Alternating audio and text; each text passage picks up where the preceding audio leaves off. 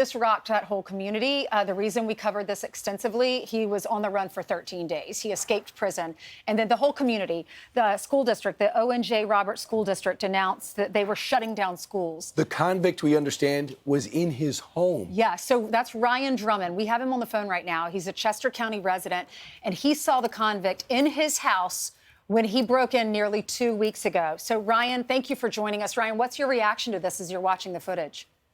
We are so excited. My daughter actually was the one who saw it first, and we were just celebrating seeing it on the TV. So very happy. We've had nightmares every night. Sure. We've been waking up, so it's much needed relief.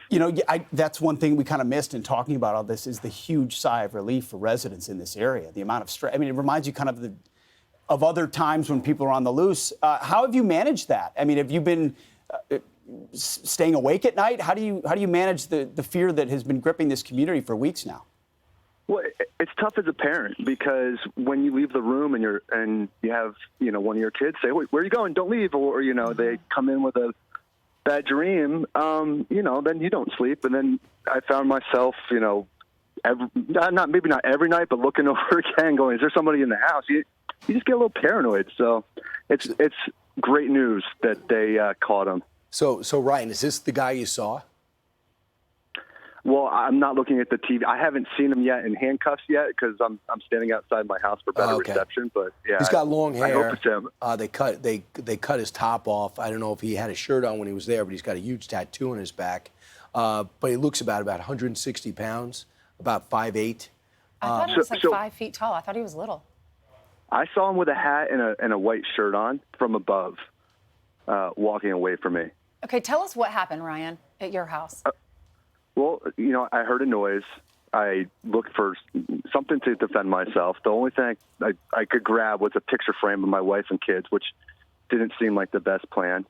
And I flicked the lights on and off, and then he flicked the lights back. And that was the moment where my wife was already on with 911, but I was like, he's downstairs. Call 911 right now. So it was a scary moment. What do you mean he's downstairs? Did you know it was this guy? Did you sense it was?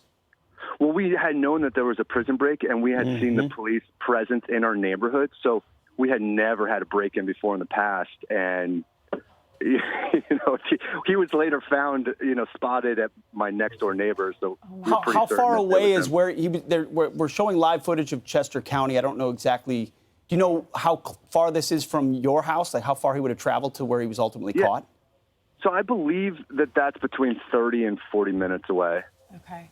So he flicks the lights on and off back to you, which is like, that's like in your face. I'm here and I'm in your house. I'm here. Right. So then what happened? Did he steal anything from you? So he, this was a sustenance run for him. He had grabbed a peach, an apple, and snap peas. I only know that because I went to the farmer's market, later that afternoon. So we knew that he had taken some food. And it appears that that's all he had taken. He might have taken the white hat. We're unsure about that. But then he walked out, and after he flicked the light switch back, I wasn't sure if he was going to be coming upstairs or not. And that was the main thing. I needed him to know, I know you're downstairs, and really giving him the out, and for whatever it was, that's how it went down. And I'm happy that my family's safe and that they have him. Yeah. What was it been like talking to your neighbors? I mean, this is like people get hit by hurricanes, natural disasters. But no one ever prepares for something like this. This to me felt like we were living in a movie.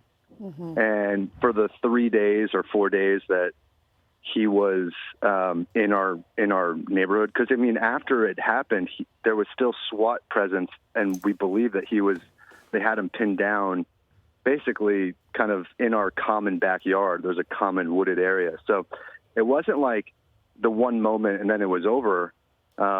There was that continual presence where, you see the SWAT team coming through the backyard. I mean, that was my backyard. I mean, that was there in our face. And what kind of information did you get? Like while your area was the center of the search, what were you being told? Not too much at the time. I mean, honestly, we were getting the updates as everybody else was. If we did approach, an officer, they would share as much as they could. But just a sense that he was there. And then there was these, moments where we would get a phone call from an automated line, and then it would say, get in your house, lock the doors, and the police would run. So there was like 2 or 3 of those kinds of moments where it was heightened activity. Right. But otherwise, it was just this kind of surreal way of living for a few days. So Ryan, do you live near the prison? Do you live near the prison? 1.9 miles away. Okay, so is that always a thought in your mind? I wonder if something happens there, or it kind of almost like a disbelief. I didn't factor that in when I moved here. It was one of those things like, okay, that's there, but not. I never felt unsafe. Mm-hmm. And right. now we might be thinking more about that, but. I think when you buy a house, you don't really think about where's the prison, the closest prison. Right. Yeah. Hey, Ryan, you said he went to your neighbor's house. What happened after he left your house? He went to your next door neighbor? No, so that was actually like a day or 2 later. No way. One of the police officers. So he stayed in your neighborhood? Yeah, he was in our neighborhood for about 3 days because they had the perimeter, and then he went across Route 926, which was over in the Longwood area. So then he was there. And if you look at like a Google Earth, going from Longwood then over to Bailey's farm, and you have to cross a few different roads to get there. It's not right next door, because the van that he stole to get up to where he was, he covered some distance to get there in some real tricky terrain. So this guy, a bad dude, but he is the GOAT of being elusive, and I'm just happy that the police got him. Well, we are too, Ryan Drummond. We can hear the relief in your voice, especially when we first started talking here. We're glad a community is now finally safe and can sleep quietly. Ryan, thanks for joining us. And your kids. Thanks for having me. Thank you. Absolutely. Ryan, I know it's hard to talk on television, but thank you so much. You're informing our audience because we've all been following this story for so long now.